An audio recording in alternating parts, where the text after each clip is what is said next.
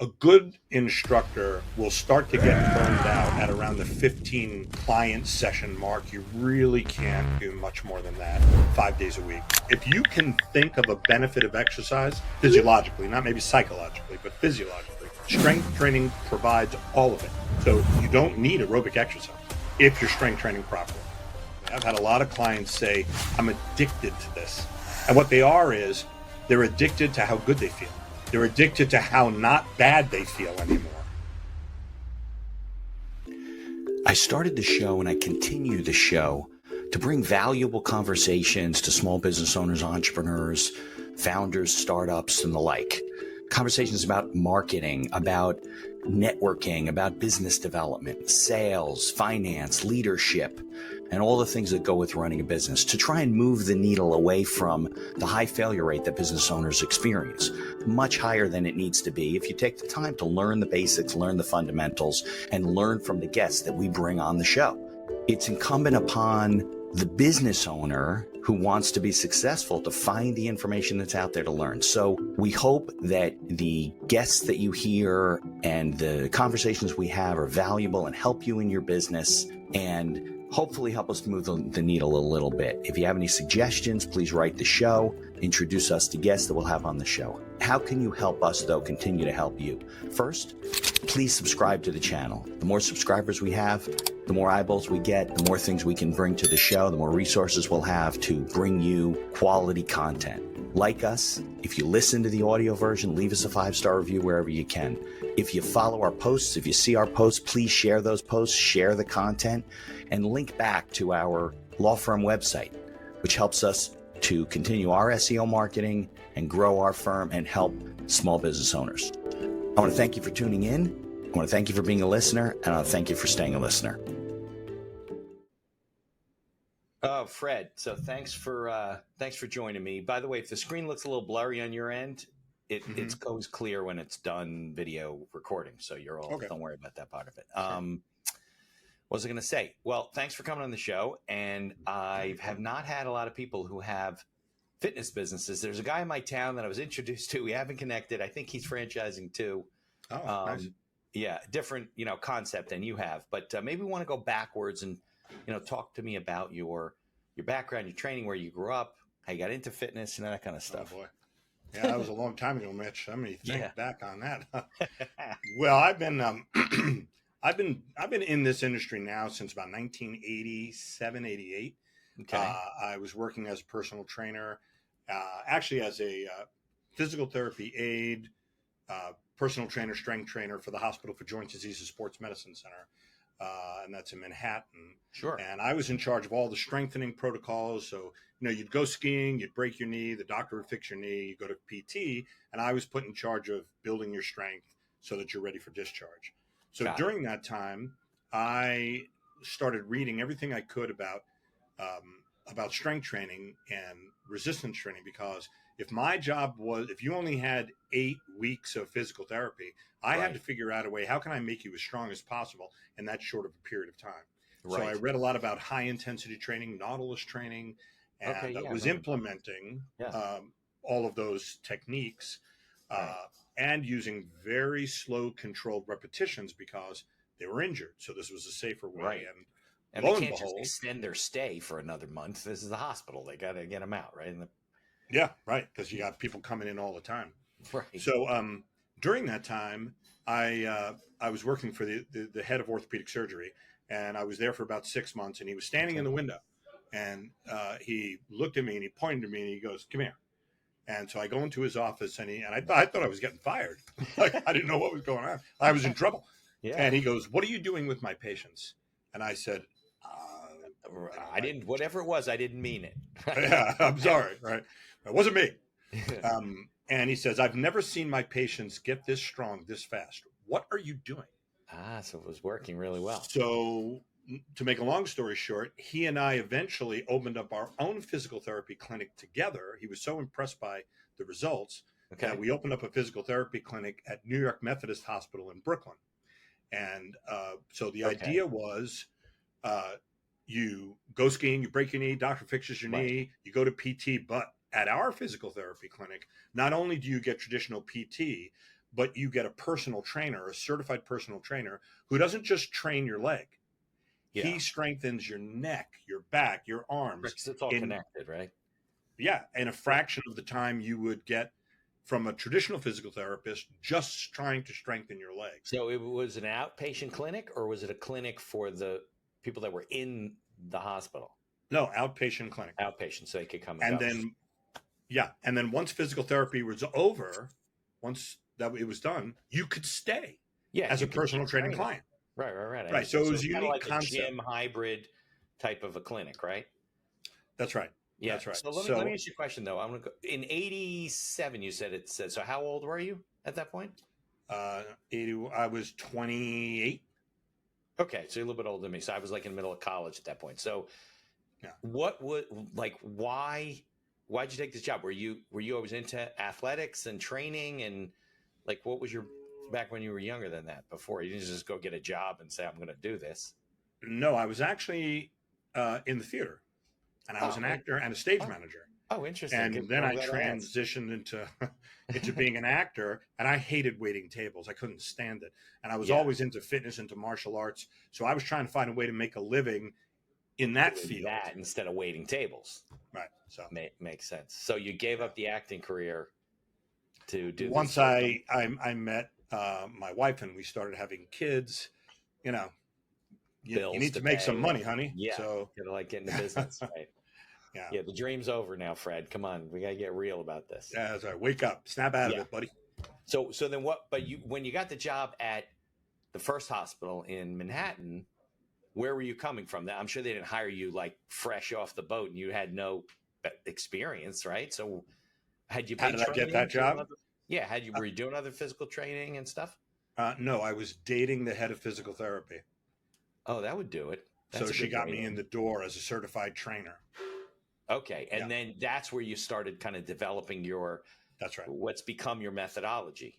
That's right. What the method I use today is essentially almost identical to what I was using at the hospital for sports medicine, joint diseases, sports medicine center. Very interesting. Yeah. So it was some of it was happenstance and some of it was their luck that they got you, because that's a nice way to put it. Guy they would have, well, they hired the other guy, right? None of this would have happened. Yeah. And then when I left the physical therapy clinic that he and I opened, insurance. That's the one in Brooklyn. That's the one in New York Methodist Hospital in Brooklyn, right? Right. Insurance companies started paying less and less and less and less and less. So we were unable to keep that private, one-on-one training going. So one thing led to another, and then in 1998. I opened up the gym where I'm sitting now, where we just focus on one-on-one, private, slow motion, high intensity strength training. I see. So you did that for a while with him in Brooklyn, but because it wasn't part of the hospital anymore, the billing wasn't really insurance based, so they stopped paying it, treating it, right? That wasn't. Insurance companies were when we opened it in the first year, paying like $75 for rehabilitation. You have a code. Yeah. And it's like 6'4", 6'9", said it's rehabilitative exercise. Yeah, the CPT and codes, right? Yeah, and you'd pay $75. You charge $75, and you get $75. Yeah. Within a year and a half, 2.5 years, we would bill for $75, and we'd get a check for $6.49. Yeah, because they had capped things, and it was all changing at that point. Yeah. So it wasn't sustainable. No. All right. So let me ask you this question then. You open your own studio. Did he work with you? Did you guys open it together when you were out of the hospital, or no, you went on your own? No, he kept that clinic going, and it just slowly became a traditional personal, no more personal training, just PT. Right, just moving patients in and out of there. And that wasn't what I wanted to do. So, so we parted ways, and I opened up Slow Burn Personal Training here in 1998. I left that clinic in 1997, and I opened up this in 1998. So it took a while to get your money together and to find a place and to sign a lease and to get your equipment, right? And the whole thing. So where was the first location? This location was in Brooklyn? Right here where I am now, in the Upper West Side. Oh, so you've stayed there the entire time? I have been here going strong since 1998. That's 27 years, right? Yeah. Yeah, in 2028 it'll be our 30th year anniversary. Boy, I wonder how Yeah. many people in your neighborhood have been there for 30 years, unless they live there. But About a dozen have stayed with me since I opened. A few have passed clients, away. call them? It's I'm sure. yeah, Yeah, you get older people. yeah, So, okay, so take, I don't know if you can do this, but take me yeah, back sure. to 97, 98. So Mhm. what did you do? I mean, look, a lot of people say, okay, I'm going to start this business, and it's overwhelming, right? To a lot of Yeah, people, and you've come a long way. So yeah, do you remember like how you got started? What did you do? Did you have to put yeah. together a I do. business plan to get a loan from a bank? What? Yeah. So what I did was, I when I left, I went directly into a place called the Training Floor on the Upper East Side, where Okay. personal trainers could just come in. You'd have to pay the owner of the place like Right. 20% of what you were getting. And I Okay. started slowly building up a very strong client base there, saving up money. And at the same time, I was looking and looking. I would get up sometimes at 4 o'clock in the morning to Yeah. see if I could find business listing rentals so I could get there first. And In order to rent your own place. I wanted to rent my own place because I was doing so much business at the training floor. I said to the owner, "Hey, listen, can we cap what I'm paying? Right. Because now The your amount of money rent I'm is, giving you is your yeah. rent." Yeah. And you're So paying too much, right? yeah, so Yeah. he said no, and I said okay, bye. Yeah. Yeah. So I So that looked was for a almost like place. your first co-working space almost, right? You That's right. basically were co-training in the Yeah, space. Okay, yeah, but it and got you he started, probably right? had 10 or 15 rogue trainers that would come Yeah, and go, but I right, was the only one that was building and building and building and building. right. And so what dawned on me, why should I give him the money? Yeah, I get 20% is steep. Yeah, it's I'll much get too my much. own place. Right, Right, it is. exactly. Okay. So I But did, at that and point, so but that's good though, right? Because you had clients at that point, right? Who I had 17 people. that you could take with you. Obviously, you own them, so they come with you, and you open your new place. Did you have to do a lot of fit up to get the place ready? I mean, did you? I don't know Yeah, what your routine is, but do you need a lot of equipment and stuff, yeah. or not really? When I found this place on the Upper West Side, Yeah, and by the way, this space that I'm in now yeah, is where. Have you ever heard of Sarah Beth's Kitchen? yes, Sarah Beth, famous jellies and jams. yeah. This was where she invented. This space is where she invented her very first jar of jelly, Nice. and now she has an empire. Yeah. So Was when she in this space or in the building? she lives on the fifth floor, Okay. and this was her offices. Oh, okay. And in the back was a stove, and that's where she made her first batch of jelly. And when Interesting. I rented the place, she came downstairs to say hi and welcome, and then she looks at me and she goes, really good things happen in this place. Okay. Well, that was a And I good was like, juju. Yeah. yeah, it was like a juju, right? So moment. So yeah, so then I had to scrape the floors. I borrowed $7,000 from my mother-in-law, my Okay. wife's mom. Yeah. I had some savings, so it cost me, I don't know, like 20 grand to Right. buy all the equipment, clean it, paint it, build walls, Right. put up a chandelier, whatever. And little by little by little, I hired a trainer, then another trainer, then another trainer. We grew. We had 30, we had 60, we had 90, and currently I have close to 200 uh, active clients. Hmm. And then in 2015, I Okay. opened up the facility in Montclair. Got it. Got it. Yeah, Got it. Now, and do you that's fully own? experiencing its 10th year anniversary this year. Oh, it's been there for a while. Where in Montclair is it? It's in Watchung Plaza. Oh, sure. Okay. Right. So did you always have the vision of building the business the way you're building it? Because look, there's a lot of people in your business that are just trainers, right? And they Yeah. like in this co-working space, they're rogue and they're training people and they work at a gym or whatever. Yeah. But did you always have it like, I'm going to build this thing and make it into a business for myself? Well, Yeah. not at first, because I thought the physical therapy clinic we were going to expand that. Right. That was But your vision then, with the doctor. right. So Yeah. when the insurance payments dried up, Yeah. then I had a new vision, and that vision was to have this space that I have now, and the finest, or the very best, the very safest and personal one-to-one training. Like, we don't do any group training. I Right. don't There's no believe in group members who training. come and do their own workouts there. No. Yeah, nobody. Yeah, it's just by appointment only. You come at 9 a.m. You're out at 9:24 a.m. Next client's at 9:30. And we do that not round the clock, but from 6 a.m. Right. till about 8 p.m., 7 days a week.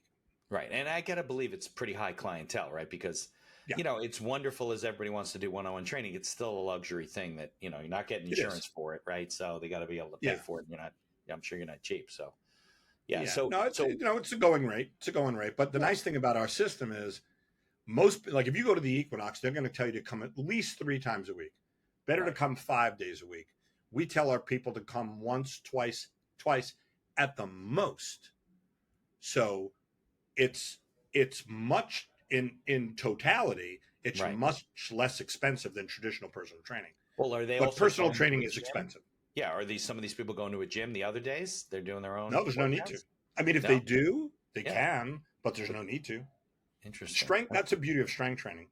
Strength training provides if you can think of a benefit of exercise physiologically, not maybe psychologically, but physiologically, strength training provides all of it. So you don't need aerobic exercise if you're strength training properly. Okay. Interesting. Now let's talk about business building, right? So you probably relied on the clinic and the hospital to be a feeder system at first, right? When you get started. So now you go out on your own, because I'm a sales guy. I'm always interested in the business development side of it, because that's like, I was just talking to somebody this morning. That's the piece that's missing, right? If you're going to start your business, you want your clients. And the way you did it was you moved to this space. You had some clients, right? But you obviously really built it up. So what was the whole business development model? Well, so I would, there's a lot of thoughts about that, but I read several books. Okay. And one was, I think the most influential book I read was Jumpstart Your Business Brain and Jumpstart Your Marketing Brain by Doug Hall. And then I also read Good to Great, Built to Last. Yeah. And I also read several other books on marketing that taught me how to, Seth Godin. I don't know if you ever heard of him. He used to actually be a client of mine. So he's one of the world's greatest marketers. Nice. He wrote the book Purple Cow and All Marketers Are Liars and the whole thing. Right. So I engulfed myself in those books, and I learned a lot about the customer experience and how delighting your customers is and giving them what they actually came for. Right. And more than they expected is the very best marketing tool that exists. It's better than putting an ad in a new, I don't care if you're a millionaire, you put a full spread ad in the Wall Street Journal. It ain't better than making the client that you have delighted. Right. Yeah. Because then they shout about you. Somebody new. Right. They tell everybody that they know. Exactly. Because they had a great experience. They want to share their experiences. That's what we do as human beings. So that was kind of contagious. Like that worked. Yeah, that worked very, very well. In fact, like, for example, when we're looking at, at the P&L and you're like, what should I pay? And they say, wow, you're buying the most expensive toilet paper, friend. Why don't you buy the Scott tissue? It's because Scott tissue is horrible. And the most expensive toilet paper is really good. And people really like it. So, and it's amazing how little things like that, good Kleenex, like with the lotion in it and little things like that make your nose really make people happy. Yeah. So attention to detail. So, because I guess more so than like other things, you want people to come and have an experience, right? To leave, feel better. They're working hard. And then like, almost like they're at a spa, but they're training, right? Right. I've had a lot of clients say, I'm addicted to this. And what they are is they're addicted to how good they feel. Yeah. They're addicted to how not bad they feel anymore. Right. And now you know that if they go somewhere else, like in the gym, they're going to not have a good experience. They're going to come right back. Not even close. They're like, this is terrible. Yeah. I've had that happen a lot. I had a woman the other day come back after 15 years. Really? Of not being here. And she said, she said this to me, Fred, everything you said about Pilates, you were right. Yeah. Like, well, it took you 15 years to figure that out, but okay. Exactly. Hey, look, better late than never, right? Right. Exactly. All right. So then do you remember how many, we'll call them clients, I guess, right? How many, it's not patients isn't the right word, clients you brought on before you said, okay, time to hire and train another trainer? Sorry, I didn't mean to cut you off. No. When my schedule was full, Like I was literally training maybe 15, 16, 17 clients a day, 7 days a week. That's And a then lot. a new client would come in and say, what's available? And Right. I'm like, No room. nothing. Yeah. Right. So as soon as that happened, that's when and then this way, when that instructor was hired, the certified qualified instructor was hired, I could then take a lot of the people I was training, put them here with them, Right. and then build them. And then I was open. So it was, Then you can fill your dance card up. right. And I do it that way today as well. Yeah. So Although you bring now I somebody on train and you very few fill them people. up. Yeah, Yeah. no, because you really run the business now. Yeah. Yeah, growing the business. That's interesting. Okay, so you kind of knew from a modeling standpoint but I assume the training sessions weren't an hour each. You couldn't be doing 15, 17 hours a day for 7 days a week. That'd be, you'd drop, right? So No, were they half an hour training sessions? 30 minutes? I'm sorry? There were 30-minute training sessions? Yeah. Well, we used to do 15-minute training sessions too, but that we ran into problems with that because if people came 5 minutes late, like if you have a 30-minute session and you're 5 minutes late, I can still give you a really good workout. Right. So we stuck to the 30-minute sessions. They really last about 24, 25 minutes. You have the instructor has a few minutes of breathing room in there. Then you train the next one. So yes. So a good instructor will start to get burned out at around the 15 client session mark. You really can't do much more than that 5 days a week. You just, especially since you own the business, you're probably working harder than these guys and you got more energy. So they're just taking a job. Do you pay them per client? Like, yes, they don't get a salary, right? No, I can't do a salary. No, it's more per client because that seems to be the very best way that I have discovered to be able to run a small business, have it run well. Because if you have salary and there's no incentive to do anything, you're getting the money anyway. Right. And I'm not saying that people are trying to scam you, but no, but it's you have a lot of risk that way. People cancel, and then you're stuck with because I assume that. Well, how does the what's the price model? Do people pay a monthly fee? Do they pay per session? Do they buy sessions at a clip? Yeah, they buy. We offer.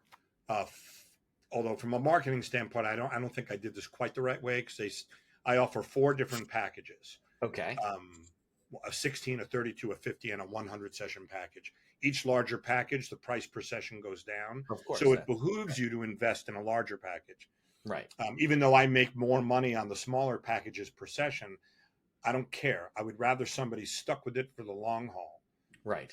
Yeah. Right. Well, it helps you in 2 ways, right? It helps you having a very satisfied customer because they're through the process and they stay with you and you're working with them, right? Couple of sessions, you work with them, they really won't do much for them.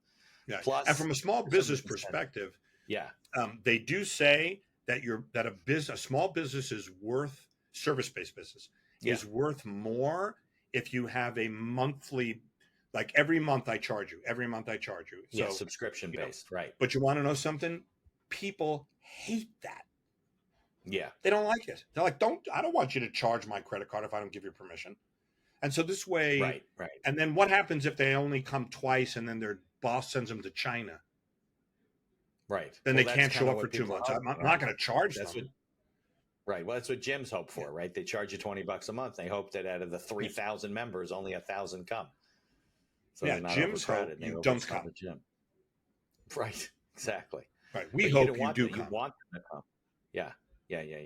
Well, I mean, look, I think that nowadays people are accepting these things more, subscriptions, like my barber shop, I pay a monthly fee and I can't go unlimited, but I get my haircut every month. It's just, I don't worry about it. I just show up and do it. I didn't used to do that. It's just kind of something we're kind of accepting, like credit cards right now. We're adding fees to credit cards, which I had a lot of clients and friends and they were like, I'm not doing that with my business. I deal with a lot of business owners. I'll upset my clients. Well, now people are kind of saying, yeah, we understand, you're not raising your prices. So instead we'll pay the fees. They pay it at restaurants, you pay it, whatever. So you're right. From a valuation standpoint, the ability to have steady cash flow and to know that at the first of the month, your 200 clients pay X, whether they come or they don't come. And it's upon them to make sure that they come. Something to be said for that. But you're very concerned about the client experience That's right. and keeping your client satisfied, because you get a lot of play out of that. That's right. A lot of Making PR. right, making money and being successful for me is how well I'm administering the product, not how sneaky I can be to make more money. I mean, sneaky might be the Right. wrong word, but not trying to No, but find you don't have to be Mr. Efficient, avenues. right? You can still, yeah, Yeah, yeah, right. and that Yeah. then And people by the appreciate way, that. And at this point, I'm sure you don't have those problems, right? Because you have multiple trainers now and you have multiple, yeah, there's a lot of things going on. So it's not like they're all going to fall off the table at the same time. It just no, doesn't no, no, no, happen no. that And way. right now, Right. I have a wait here. I have a waiting list now of almost 70 of well, this person isn't coming, but like 17 people that want to get into this gym and start training. So That you business don't have is not, slots for. my problem is finding qualified instructors. Now that is the I'm most sure that's a difficult big thing problem. I have found. Yeah, like Yeah. That finding an was, instructor that will show up at 6 a.m., never be late, and right. is passionate, not just is doing Yeah. it because is passionate about it, Right. and that's very difficult to find. Very difficult to find. Yeah. Well, I'm sure there's a lot of people that it's like they're on their way somewhere else, or it's a part-time job for them. Or, you know what I found, Fred? A lot of people have just, I hate to use the word, but shit get in their way, and they just Yeah, can't get out of it. And they're not yeah, reliable. I don't think they intend that way, but they get caught up with all the drama in their own life, yep, and it pours over into your business, which you can't let happen, obviously, and it becomes yep. difficult. So is that a problem, like turnover and stuff, or is it more like, oh, I can't keep you because you're not really doing the job that I need you to do? No, I rarely, if ever, have I hired somebody. I'm very, I'm hard when it comes to that. I'm very difficult to deal with. So if I hire you, you've made Yeah, it through the ringer. you jump through the So, hoops, man, I'm not right? a mean person, but No, but you give them I every demand. reason why they shouldn't be working for you, right? That's right. That's right. So, Yeah, and right. one of my trainers, Tommy in Montclair, has been with me for almost 20 years. Oh yeah, there Um, you go. so I usually, my instructors usually stay with me for quite a long period of time. And look, everybody's life changed. You have to expect, Of course, people, even the best people are gonna go at some point. right? Yeah, I can't buy them a house to get them to stay. right. Now, You know. Tommy must have started with you in the city, right? Because you said you've only Yes. had Montclair for 10 years. Yeah, he started with me in the city, and then the interesting story about that is he goes, "Hey, Fred, you know what? He was working with me for about 12 years or so. Mhm. He goes, Fred, I'm unfortunately I'm not going to be able to keep training here because we're moving out to the suburbs." And I went, "Oh my God, really? Well, like where are you going?" And he goes, it's a place called Montclair. I went, "Get out of here!" Right, because you knew And Montclair, yeah. yeah, and at that point, I had exercise machines in storage. I got stories I could tell you, but I had purchased a business like mine in Buffalo, Okay. and it was already. In fact, the guy who owned the business had my book, The Slow Burn Fitness Revolution, on Hmm. his counter, and he was using my book as a model for his business. Okay. And unfortunately, the young guy, handsome, muscular guy. He got Lou Gehrig's disease. Oh, Obviously I can't say his name, but right. and he so his wife wanted to sell the equipment, and I heard about it, and I said to her, why don't I buy the business If and it's in keep it in Buffalo. his name and keep Yeah. in Buffalo, yeah, in I forget the name of the place in Buffalo, but then 2008 happened, and I was building up the business, and I made a few business mistakes. For example, Hmm. when I bought the client list, I never asked, like, if anybody out there is starting to run a business, you want to buy somebody's business, Right. when you get the client list, make Yeah. sure you contact the clients, let them know what's going on, and find out if they are indeed going to continue. Right. After I did that, after I bought the business in Buffalo, and there was about 50 clients. I thought, oh man, we'll open up, we'll be fine, 50, and we'll grow it. You know how many of the clients, the 50 clients, stayed after I purchased the business, and unfortunately the guy passed away? Less. Zero. No, none of them. I was gonna say like 20. Zero. Wow. And I sent them personal emails saying, hey, listen, let's pretend the guy's name was Joe. Okay. I said, hey, I'm really sorry. I know you love Joe.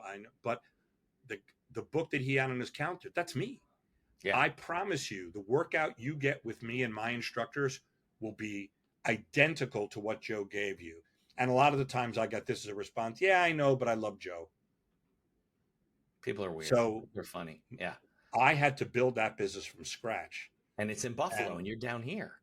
Yeah. So I would drive and fly back and forth and back and forth. Oh my God. Train people. It was, it was quite brutal, but I love it. I enjoyed it. Like building a business. It's like, it's good. It feels good. It's not a job. It's like, I love it. So, and so we started building it up, and I had like 10 people, then 20 people, 22 people, I think.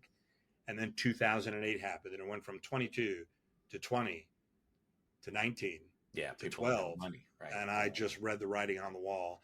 Who knew how long it was going to last? I don't know. Right. So I just closed up shop, put everything in storage. And then all the equipment that's in Montclair is what was in Buffalo. Ah, so you had all the equipment there. You just needed I had space, all the equipment really. ready to go. Yeah. And Tommy took it over. I was going to say he probably did. So is he still with you? Still your manager there? Yep, he is. Very good. Very good. Very good. All right. So you have, how many trainers you have in New York? 1, 2, 3, 4, 5. And then how many in Montclair? 1, 2, 3, 5. Oh, so it's about the same size in terms of, is it the same in revenue? Or is it it's almost identical in revenue. The one in Montclair is 1,600 square feet. Okay. And this here in New York is 1,000 square feet. So the one in Manhattan, in Montclair, is the rent's lower in Montclair, right? Higher. Right? It's higher, but is it higher per square foot or no? No, it's not higher per square foot, but just a bigger space. Remember, I started this 25 years ago, so my rent's gone up and up and up, but it's almost identical in both places now. But yeah, Montclair's hot now, and back then it was just getting going. They were building out. It's crazy the amount of construction in Montclair. You don't recognize it. All the buildings are going up. Yeah. All right. Well, let's take a 2-minute break just for commercials. Then let's come back. We'll talk more about what you're doing, because now you're franchising, you're growing the business, and we'll talk more about that, some obstacles and things you've learned, because franchising is fun, right? Gets crazy. All right, hang in there for a second. Yeah. I want to tell you about one of our sponsors, Evenue. It's the all-in-one platform for small businesses. So maybe you're getting your calendaring from one software and you're invoicing from another, and you are marketing through another one, running your email system and all those types of things, docu-signing documents. Evenue is a platform that we use as one of our sponsors to run our entire business. So we take all those tools and it merges them all into one. And there's other features like auto payments and integrations with QuickBooks, social media marketing management, and funnels that'll really allow you to run your whole business. So if you want to learn more about those tools that we use, visit evenue.com, EVONUE.com to learn more. There's also a link in the show notes. And be sure to tell them that the Accidental Entrepreneur referred you. This podcast is brought to you by our affiliate sponsor, iEmployee. iEmployee is a virtual assistant service that hires almost anyone for any role in your company right out of the Philippines. Most roles range from $7 to $9 an hour for highly skilled and experienced VAs. And whether you need an executive assistant, social media manager, video editor, customer service, sales, you name it, they have it. We use iEmployee for our VA services, from editing and promoting the podcast to all the PR and promotion of our law firm. iEmployee acts as a virtual field supervisor on the back end with live video monitoring and reports on a daily basis with screenshots of your VA's workday, and along with complete HR and payroll duties. No more paying for overpriced and underqualified workers. There's a link in the show notes to get a 1-week free trial, and I encourage you to take advantage of it. All right, Fred, can you hear me with your earbuds? They're working? For some reason, they both won't work, but you can hear me now, though. Yeah, I hear you in this one. Okay, fine. Good. All right, so let's talk more about this, because, I think it's a testament to your success, because, you focused on the business fundamentals and how to grow the business and all that kind of stuff, but you did it out of a passion to be really good at what you do and to do really good things for people. And I think that when it comes down to the ones that I've met, 400 interviews in and 32 years of practice, the ones that are successful, the ones that love what they do, love doing the things for, helping people. They're not focused on, they're focused on the money. Like they know their numbers. I'm sure you do too, Yep. but that's not what's driving them. No, That's a reward for what they're focused on, and that's right. sometimes business owners just too focused on the number, on the money, like, oh, how can I grow this and make money? So, because you wrote, how long ago did you write the book? So I wrote my first book, pardon me, The Slow Burn Fitness Revolution in 2002. So a while ago. I'm a co-author. My other authors are the New York Times bestselling authors, Michael and Mary Dan Eads, both physicians. Okay. So I co-wrote the book with them. Okay. And then my second book, Strong Kids, Healthy Kids, I wrote in 2008. Yeah, during the downturn. But yeah, so got it. But your methodology is based on the first book, The Slow Burn Fitness Revolution. Yeah, the methodology is based on the very first book. Yeah. So which is based on information that has been around since the 1940s. Yeah. So you didn't really make this up. You kind of brought it all together, did research, improve the technique or however you did it, right? Right. I popularized it. So like, who was it who said it? Isaac Newton said, if I have thought of anything, if I've created anything, it's because I've stood upon the shoulders of giants. Right. Yeah. Always say you make, you're successful because you just took something else that somebody said and made it a little bit better, or, interpreted it differently or whatever. But you could have gone down the road of building multiple locations and franchises a long time ago. I could have, but let's say, for example, if I would have done it, let's say 10 years ago, I wouldn't have Tony Robbins' endorsement. Right.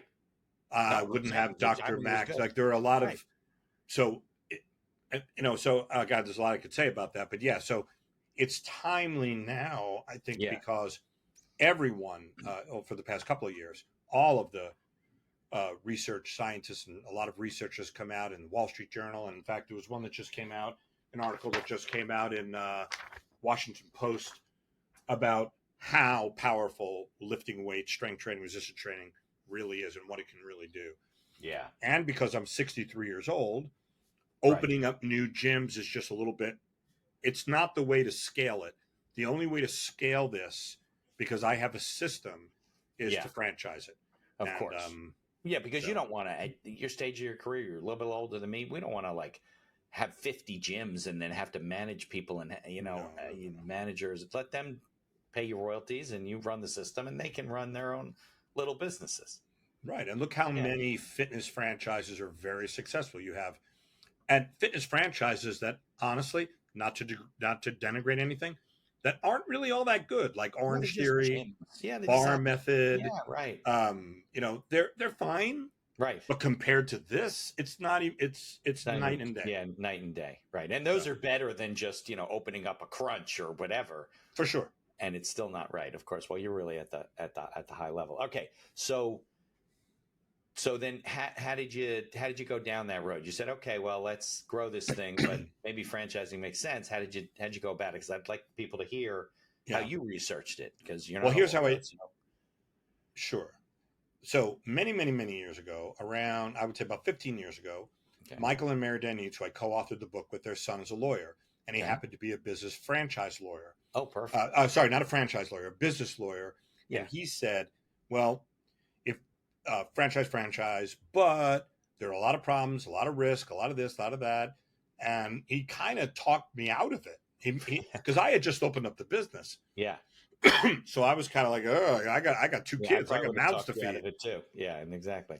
Right. So I didn't understand. I read the book called The E-Myth, which is all about franchising and how in order to have a physics, he said, what's his name? Michael Gerber. Michael Gerber. Yeah. Michael Gerber said that in order to have a successful franchise, you have to be able to hire the lowest common denominator people. Yeah. And I thought, that's not what I don't want that. Right. I want the highest common denominator people, right? Yeah. So I thought, oh, this is not going to work. And then literally 2 years ago, I had a client come in. He was a business guy, wealthy guy, who was training at a place called The Perfect Workout, owned by my friend Matt Hedman. And it's not a franchise, but he's got many locations. And It's another one-on-one training. Another one-on-one training, similar high intensity, just Got private training, no group training. And he said to me, Fred, I train at the Perfect Workout in La Jolla, California. It's a great workout. But what he just went through his first workout here. He goes, but what you just did, I didn't even train him. One of my other instructors did. This was so much better.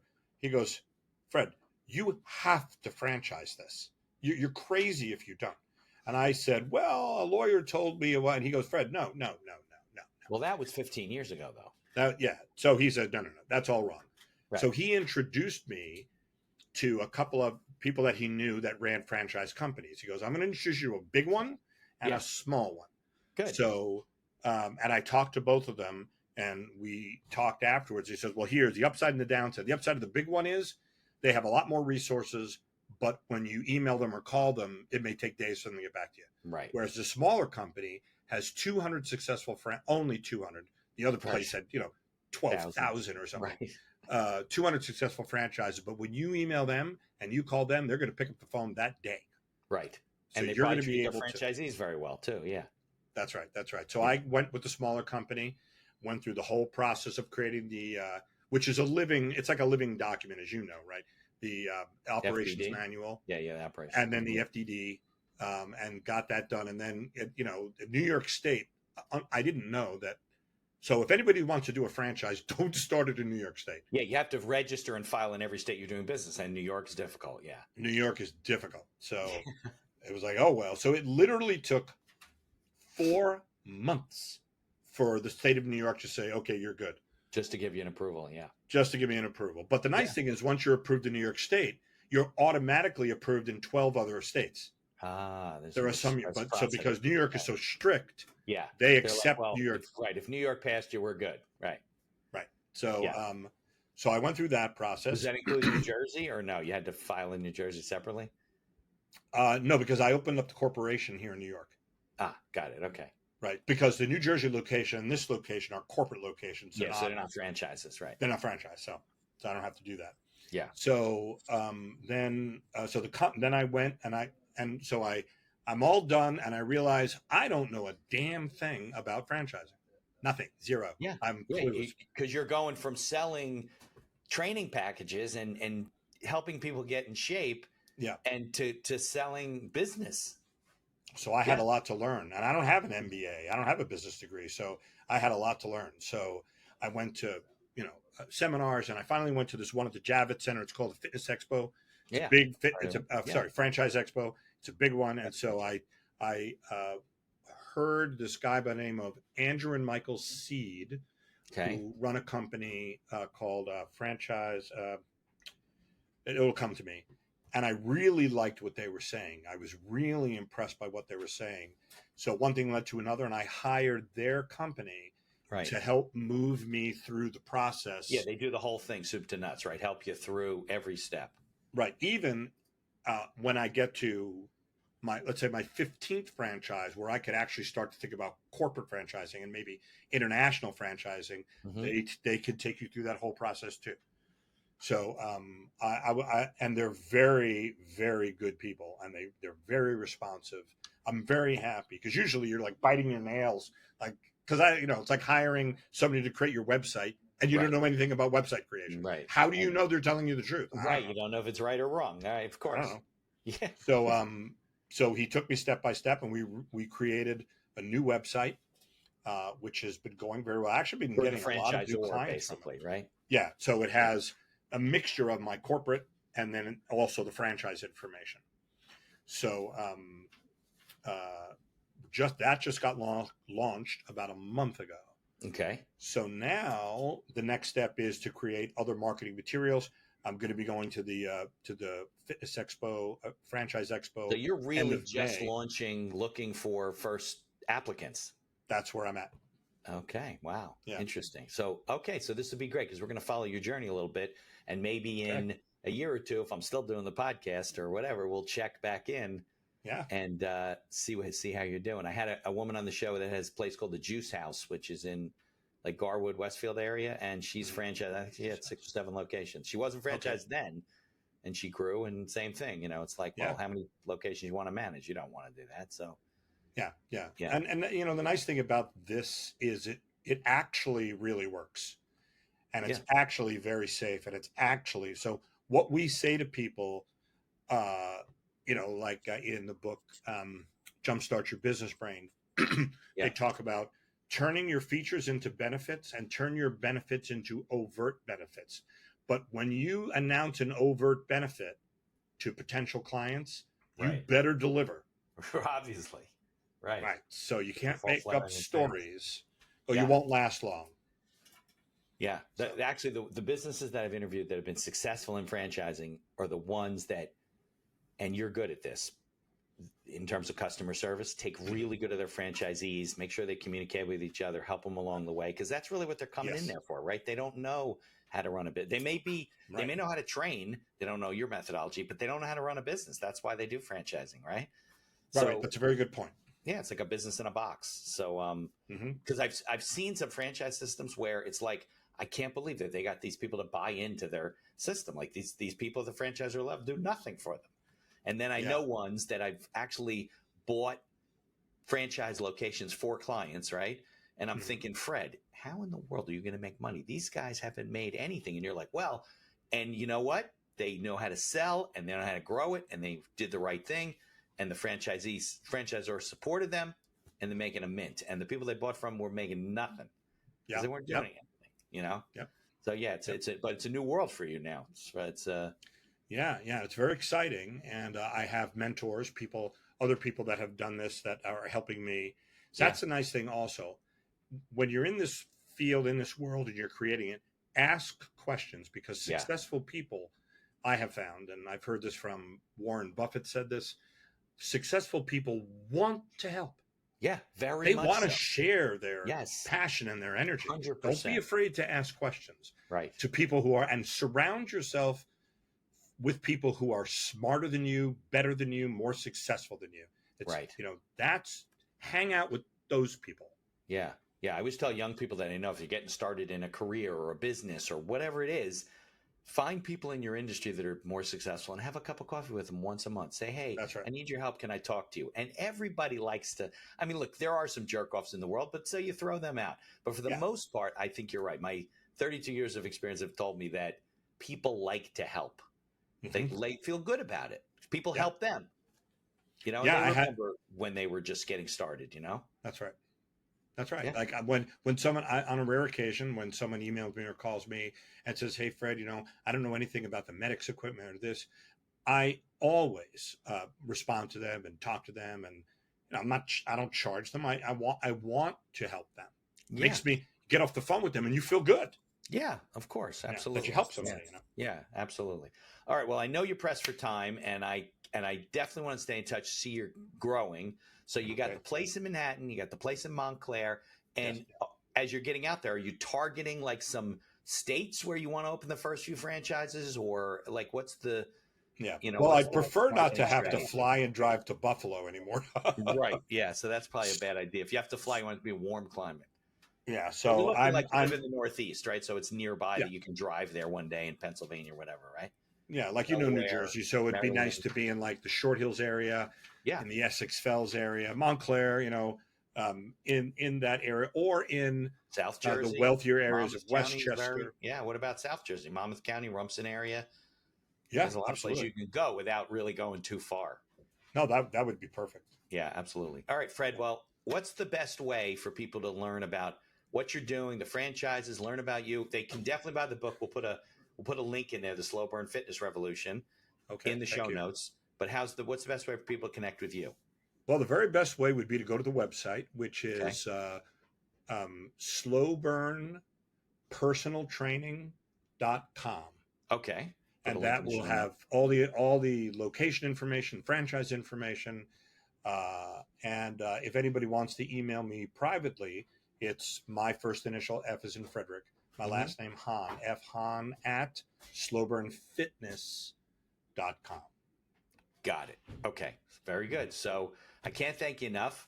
And thank you. Stick around. Let's play the credits. No, I appreciate it. I appreciate you coming on. Let's play the credits and we'll have a little chat afterward. You can hang out for a minute. Very good. Sure. Okay. In addition to being a podcast host, I'm also a small business attorney, mostly providing legal services in New York and New Jersey.